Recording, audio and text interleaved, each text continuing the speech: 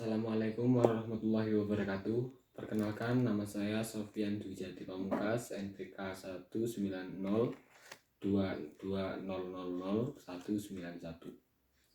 Di sini saya akan mempresentasikan tugas manajemen pemasaran internasional. Dosen pengampu Dr. Pujo Sugito MPA. Program Studi S1 Manajemen Universitas Merdeka Malang. Pengertian manajemen pemasaran internasional.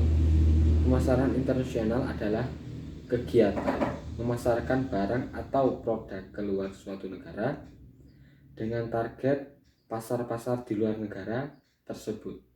Dalam manajemen pemasaran internasional, banyak hal yang harus diperhatikan dan memerlukan konsep bisnis yang matang dan terstrategi. Pemasaran internasional menciptakan banyak kesempatan dan tantangan bagi perusahaan untuk mengembangkan perusahaan. Saat ini, tidak ada satupun negara di dunia yang mampu menjalankan ekonomi tertutup. Mengapa suatu perusahaan perlu menjalankan manajemen pemasaran internasional? Manajemen pemasaran internasional diperlukan suatu perusahaan jika perusahaan tersebut ingin mengembangkan strategi pemasaran yang cukup luas secara internasional. Tentunya perusahaan tidak ingin stuck dalam aktivitasnya, bukan hanya dalam pemasaran namun juga dalam operasional, dan untuk mendapatkan profit yang lebih dalam menjangkau target pasar. Pengertian manajemen pemasaran internasional menurut para ahli. 1. Konsep pemasaran disampaikan oleh Kotler dan Keller. Pemasaran adalah suatu proses kemasyarakatan di mana individu dan kelompok memperoleh apa yang mereka butuhkan dan inginkan dengan menciptakan, menawarkan, dan secara bebas mempertukarkan produk dan jasa yang bernilai dengan orang lain. Kotler 29 halaman 5. Definisi lain dikemukakan oleh MMA atau Association Marketing of America menyebutkan bahwa pemasaran merupakan serangkaian strategi yang melibatkan seluruh bauran pemasaran untuk meningkatkan nilai barang dan jasa yang bertujuan memuaskan seluruh pemangku kepentingan perusahaan. Berikut hal-hal yang harus diperhatikan dalam manajemen pemasaran internasional agar mencapai target pemasaran.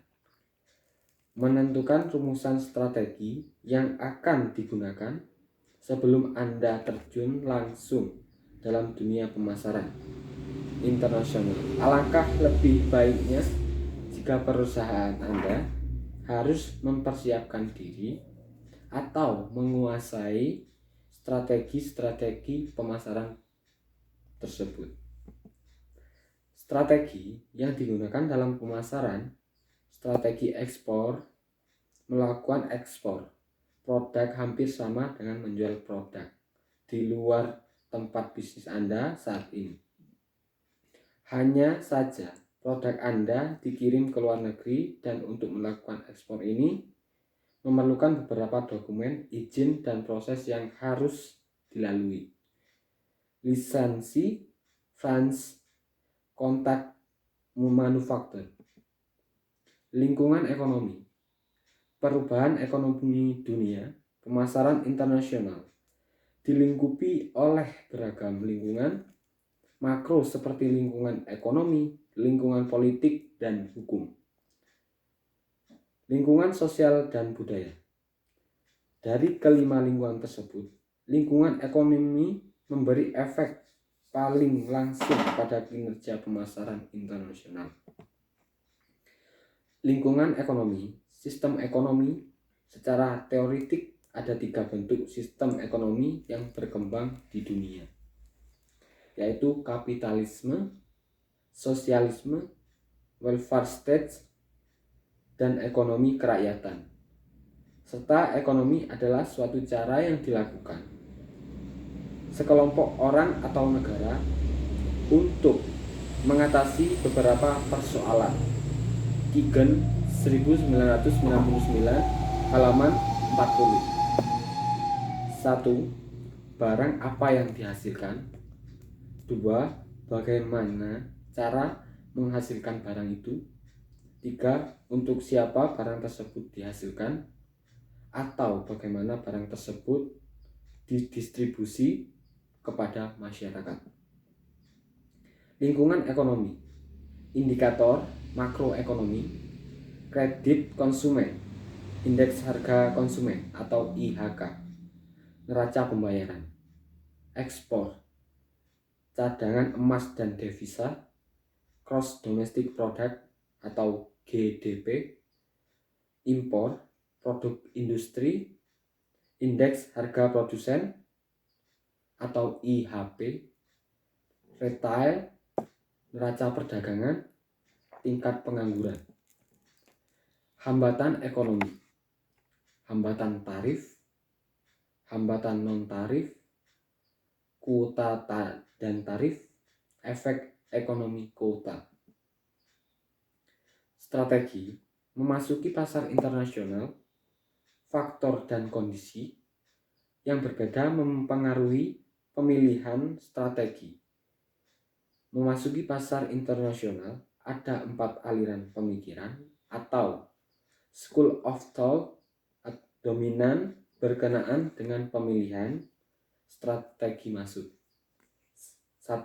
Keterlibatan inkremental terhadap analisis biaya transaksi. Elektrik teori, agensi teori berpandangan bahwa prinsipal atau pendatang baru.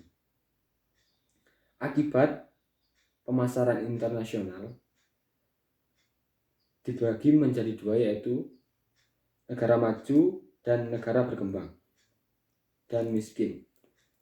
Negara maju dibedakan menjadi 3, kapitalis modal, neokolonialisme, pengurangan lapangan pekerjaan atau kelas bawah.